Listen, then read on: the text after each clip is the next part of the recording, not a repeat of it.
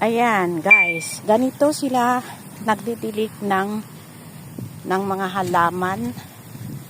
Kagaya yan, mga grass. Ayan. Meron yan mga tubo dyan sa tabi. Ayan no. Yan. Dahil dito sa Middle East ay mainit no. Kaya punong-puno yan ng tubo ng tubig. So, ay, ganito guys, yung pagdilig ng halaman. See?